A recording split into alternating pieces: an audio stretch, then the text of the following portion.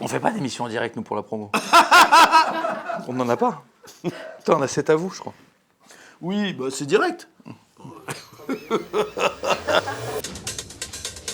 Thibaut InShape, je suis choquée carrément comment t'es gaulé, frère, n'importe quoi. Ah, c'est toi, le petit Babtou qui se prend pour le fils de Kadhafi? Il est comment Jérémy Ferrari en réalisateur? Il est très précis, il sait exactement ce qu'il veut, et c'est un réal de cinéma. C'est-à-dire qu'il est capable de te dire « ça c'est drôle, c'est très drôle », et en même temps de parler au chef-op, et de parler des teintes, et d'avoir la belle image. Donc il nous a fait un film de cinéma, et ça c'est super, parce que comme on vend beaucoup de films maintenant aux plateformes, j'ai l'impression que l'image, elle est passée un peu... Enfin, ça fait un moment que les comédies françaises s'en balèquent de l'image, tu vois. On est là pour une situation d'un riche qui va chez les pauvres, ou un mec du Sud qui va dans le Nord. Mais on s'en fout un peu de l'image.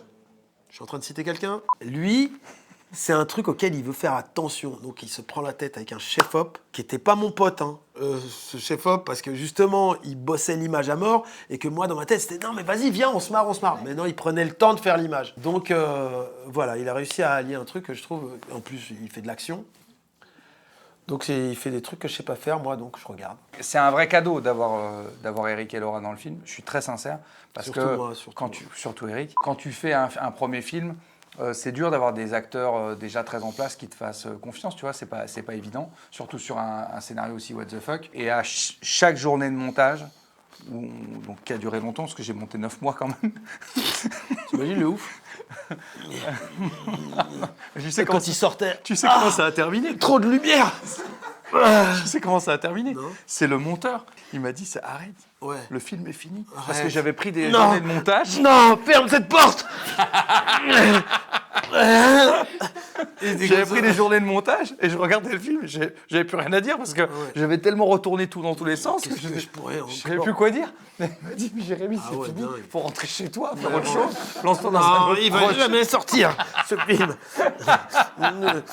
It's a masterpiece.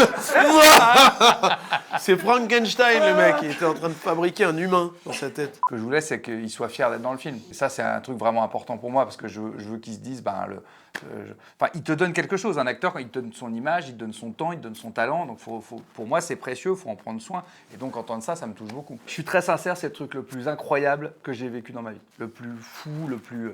de la peur, des trucs géniaux, des fous rires, des craintes, du stress, du bonheur, de la joie. Enfin, c'est un mélange de... Ouais, ça se mélange. Mais tu sais, comme je suis un gars qui fait du one, je me suis toujours dit, je trouverai jamais un truc aussi intense que le one. Si, le Et K1. le K1. Il y a le K1 et la Real. Louis, c'est quelqu'un de gentil. Il se permettra jamais de faire du mal à qui que ce soit. Dans n'importe quelle circonstance, il va d'abord réfléchir, ensuite agir. Comment tu as imaginé le personnage d'Eric?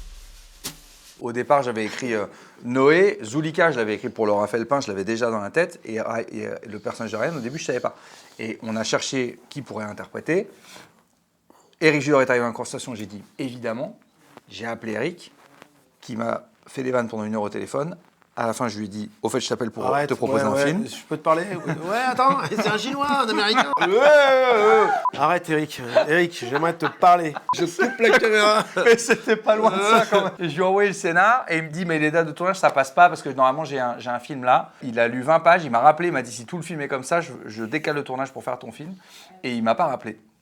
Et donc, je l'ai rappelé et il m'a dit, le film est super, mais je trouve que le personnage de Ryan, il s'effiloche un peu au fur et à mesure du scénar. Et comme je voulais absolument pas perdre Eric, j'ai dit, ok, attends, laisse-moi un peu de temps. Et en plus, je me rappelle même, tu m'as dit, mais mec, le film marche très bien comme ça, t'es pas obligé de réécrire pas pour moi, le film marche comme ça, c'est ton choix, machin et tout. Et j'ai dit, parce que je voulais absolument pas perdre Eric. Je me suis refait Eric et Ramsey, Platane, Problemo, Les Sketchs d'Eric et Ramsey, etc. pour me remettre la mélodie d'Eric dans la tête. Et je me suis dit, il faut que je fasse comme pour Laura, il faut que j'écrive le rôle pour lui. Et donc le lendemain, je l'ai réécrit le rôle, je lui ai renvoyé. 6 mois plus tard, Il a ouvert j'ai commencé à lire. il a ouvert le truc. Putain, le scénar il me l'avait envoyé le lendemain. Qu'est-ce que je devais lire déjà? Attends. Il m'avait envoyé. Il m'a fait une très bonne vanne. Il m'a dit, mais t'as réécrit ça sous 5 ans et tout. Je dis aujourd'hui, il a éclaté de rire. Puis il m'a dit, bon, bah, je dis pas si t'as été capable de réécrire un scénar dans la journée, si j'aime pas le rôle, si j'aime pas ce que t'as écrit, tu me réécriras le rôle dans l'avion. Ce qu'il a fait ensuite. Ce que j'ai fait.